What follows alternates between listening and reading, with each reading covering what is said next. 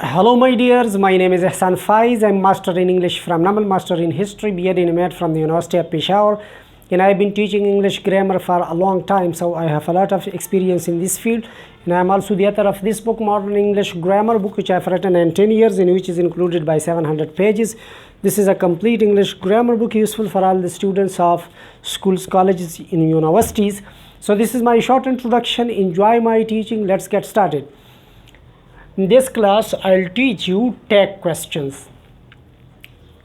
As you know, tag questions. Some people say question tag and some people say tag questions. Both of them are correct. Okay, so tag questions, this is part 2 of part 1. So what are tag questions and where tag questions are used? So this is a short definition, as I have also mentioned in my first video. So speakers use tag questions to make sure their information is correct or to seek agreement. For two basic purposes, tag questions are used.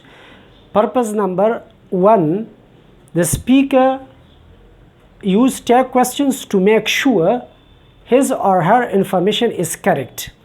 For the correction of his information, the speaker uses tag questions. It means that he makes sure that my information is correct. So this is one purpose. The other purpose, he also tries to seek the agreement of the listener. For example, when a speaker uses tag question, so he is sure about his information, but along with that he also tries to seek out the agreement of the listener, whether listener is agree with him or not. Now you see, when you study these examples, so the point will be clear. For example, she is intelligent, isn't she? Yes, she is. Now you see, this is a complete structure, but tag question is here, isn't she? This is called tag question. Now you see, she is intelligent, isn't she?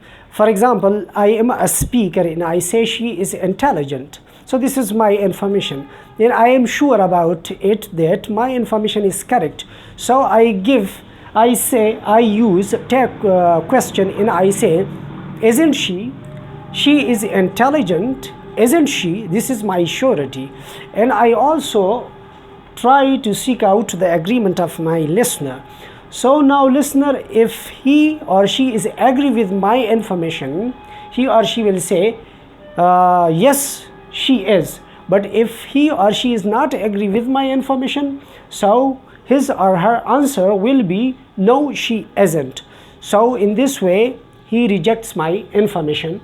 So she is intelligent, isn't she? Yes, she is.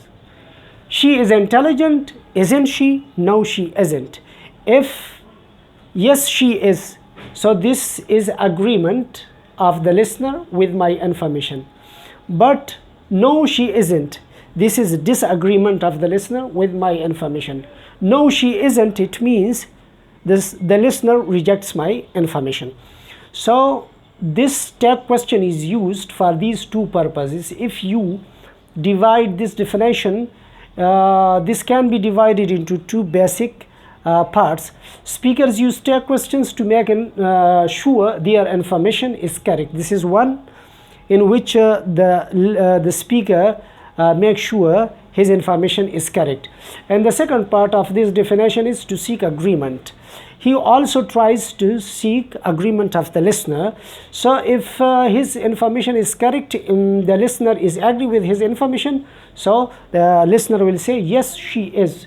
If the listener is not agree with his information, so he will say, no, she isn't. So in this way, tag questions are used. This is called tag question. And Mary lives in London, doesn't she? Mary lives in London, doesn't she? Now you see, tag questions are mostly used in spoken language. It is also used in written language, but it is something which is mostly used in spoken language. So in spoken language, from the intonation we know two things. One, tag questions are used. Number one, with rising intonation.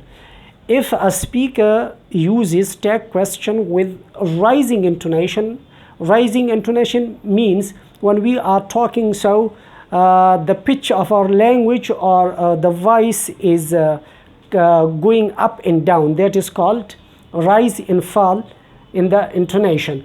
So Mary lives in London, doesn't she, with rising intonation. If a speaker uses tag question with the rising intonation, it means that he is sure about his information. Why? That's why he uses tag question. For example, if I say Mary lives in London, doesn't she? So if my intonation is raised, if with rising intonation I use tag question, so it means that I am sure about my information, so I use rising intonation. But if I use falling intonation like this, we are getting late, aren't we? For example, if I say we are getting late, aren't we? So with falling intonation, it means that I try to find out the agreement of my listener, and I think that he is agree with me, so I will use falling intonation. We are getting late, aren't we? So it means that the listener is agree with me. But if I use with the rising intonation, so it means that I am sure about my information. So this is a complete you can say explanation about the rising and falling intonation when we are talking. So the pitch of our voice is rising up and down, so rising up and down, so this is called rising intonation and falling intonation.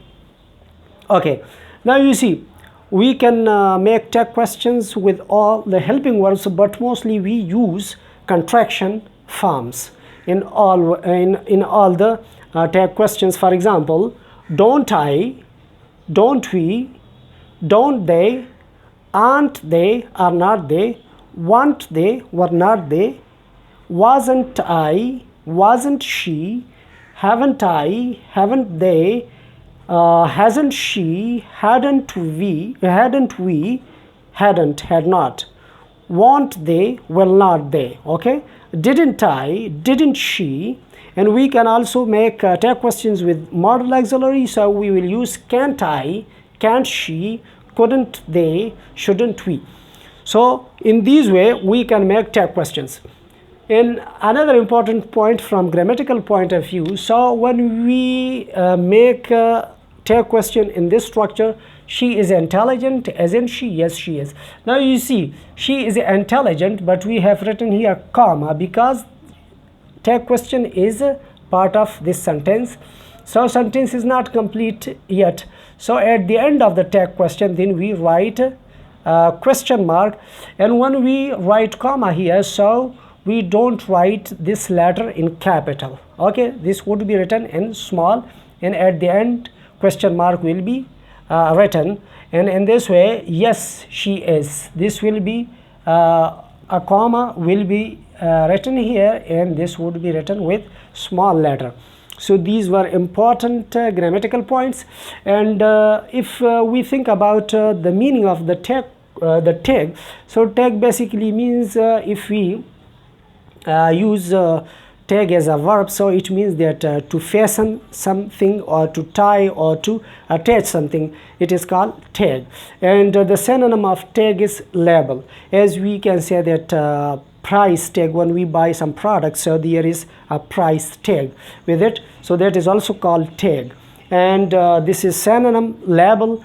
And we can also tag friends on Facebook, so tag is used in many ways, but here these are called tag questions or question tag, both of them are correct.